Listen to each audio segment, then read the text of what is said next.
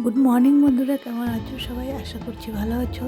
তোমাদের আশীর্বাদ ও ভালোবাসায় আমিও ভালো আছি। তো আবারও চলে এলাম তোমাদের সামনে নতুন একটা ব্লগ নিয়ে। আশা করছি আমার এই ছোট্ট ব্লগটা তোমাদের সকলে ভালো লাগবে। তো পুরো ব্লগটা দেখার অনুরোধ রইল।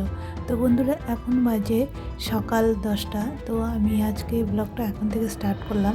তো এই যে দেখতে পেলে আমার রান্না হয়ে গেছে। আমি আজকে রান্না করেছি মুসুরের ডাল, আর কালকের মাছ ছিল তো, ভাজা মাছ, তো সেটাই আলু দিয়ে ঝোল করেছি। তো এই যে রান্না কমপ্লিট হয়ে গেছে। এখন এই যে বাসনগুলো আমি মেজে ফেলছি। মেজে তারপরে গ্যাস ট্যাস মুছবো, মুছে তারপরে বড় ঘরে যাব।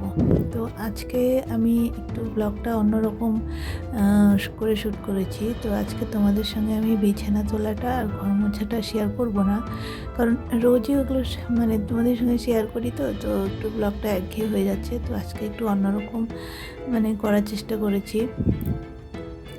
তো চেষ্টা করি আমি মাঝে মধ্যে একটু অন্যরকম করে ব্লগ শেয়ার করা তোমাদের সঙ্গে, যাতে তোমাদের ব্লগটা দেখতে একঘেয়েমি না লাগে। তো আশা করছি আজকের ব্লগটা তোমাদের ভালো লাগবে। তো প্লিজ আমার সঙ্গে থেকো আর আমাকে সাপোর্ট করো। তো চলো।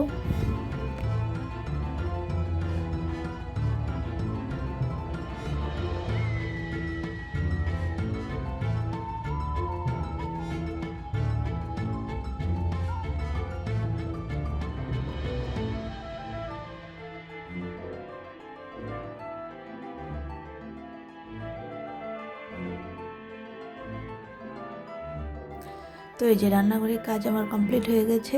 এই যে দেখো বাইরের ওয়েদারটা কত সুন্দর লাগছে না এখন দেখতে। তো এই যে একটু ছাতুর শরবত আমি করে নিচ্ছি, এটা আমি খাবো সকালে। আর ছেলেকে, এই যে বাটিটা দেখতে পাচ্ছ, এটাতে ছেলেকে মুড়ি দিয়ে কলা দিয়ে মেখে দেবো। তো ওকে এটা খাইয়ে তারপরে পড়তে বসিয়ে দেবো, আর আমি এই ছাতুর শরবতটা খাবো। তার আগে আমি এই যে ওষুধটা খেয়ে নিচ্ছি, কারণ কী বলো তো, ওষুধ খাওয়ার কথা মনে থাকে না। সকালবেলা এটা খালি পেটে খেতে হবে, কিন্তু আমার একদমই মনে থাকে না। তো যখন এই যে ঘরে আসলাম, টেবিলে ছিল, প্যাকেটটা দেখে ফট করে মনে পড়লো, আমার তো খাওয়ার আগে ওষুধটা আছে।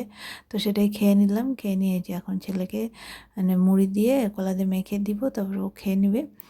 আর আজকে ভাবলাম কি যে না, আজকে ভাত খাবো না, কারণ ভাত খেলে না প্রচণ্ড ঘুম পায় আর শরীর একদম ভারী হয়ে যায়।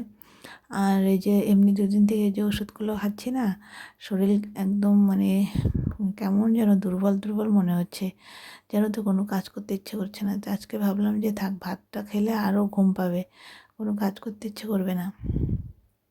তো ওই জন্য ভাবলাম আজকে সকালে একটু অন্যরকম খাই। তো ছেলেকেও বললাম, এটা খেয়ে তুমি পড়তে বসো, আমি এই শরবতটা খাবো, খেয়ে তারপরে ফটাফট ঘর মুছে চান করে পুজোটা দিয়ে নেবো আগে, কারণ পুজোটা দিতে না দেরি হয়ে যায়, রোজই দেরি হয়ে যায়। তো যাই হোক, তো আজকে যে বললাম তোমাদের সঙ্গে বিছানা গুছানোটা শেয়ার করব না। তো এই যে বিছানাটা গুছিয়ে রেখেছি, আর এই যে ছাতুর শরবতটা আমি খেয়ে নিয়েছি। তারপরে খেয়ে তারপরে ঘর মুছে স্নানে গিয়েছিলাম। স্নান করে এসে এই যে পুজোতে বসেছি। তো আজকে এই যে পুজোটা আমি সেরে নেব ফটাফট। তো এই যে পুজোর বাসন মেজেও নিয়ে এসেছি। এখন বাসনগুলো একটু ভালো করে মুছে নিচ্ছে, জলটা মুছে নিয়ে তারপরে পুজো দেব। তো চলো।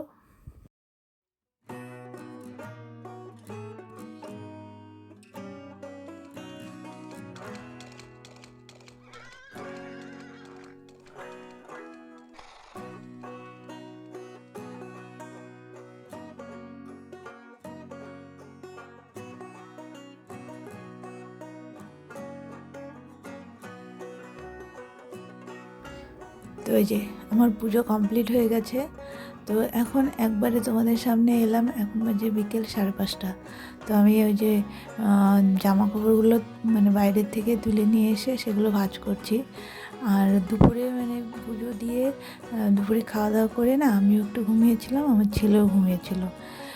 ছেলে ঘুমোবে না, ছেলেকে অনেক বকে বকে ঘুম পাড়িয়েছি, ও তো ঘুমোতে চায় না। তো আজকে আমি খুব বকা দিয়েছি, তো একটু আমার পাশে শুয়েছিল, শুয়ে থাকতে থাকতে ঘুমিয়ে পড়েছে।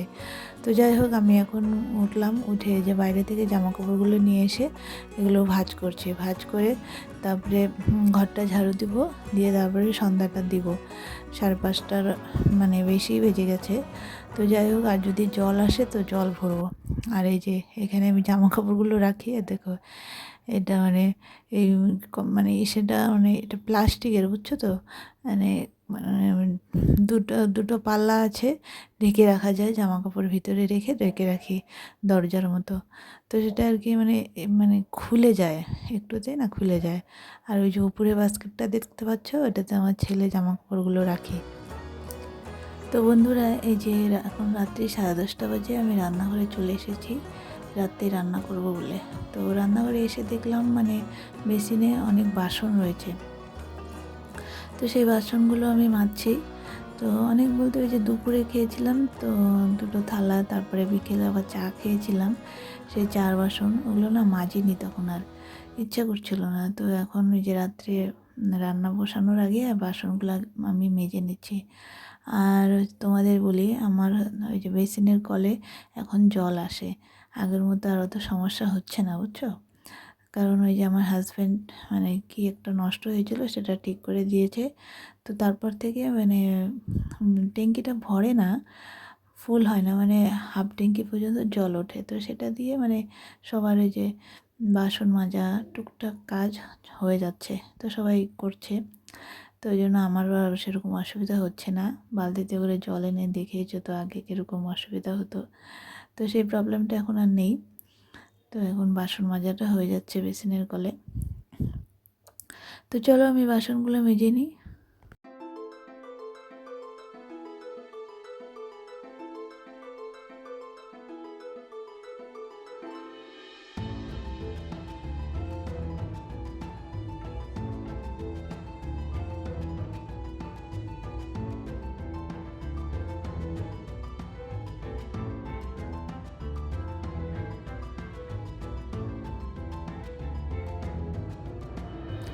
তো এই যে বাসনগুলো মাজা হয়ে গেছে, এখন হাঁড়িটা ধুয়ে ভাতটা বসিয়ে দিব।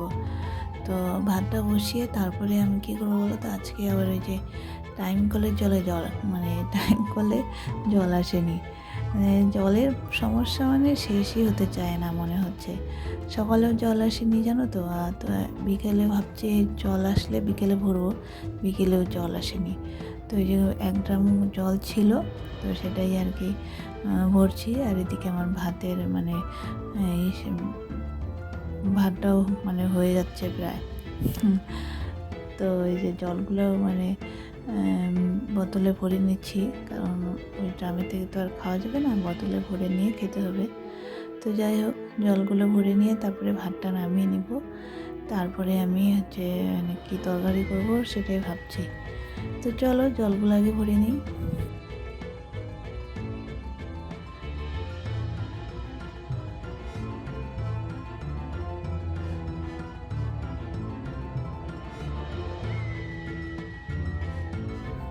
তো এই যে জল ভরা হয়ে গেছে, তো আমি বড়ো ঘরে 2টো বোতল রেখে দিয়ে গেলাম, কারণ এই ঘরেও জল ছিল না।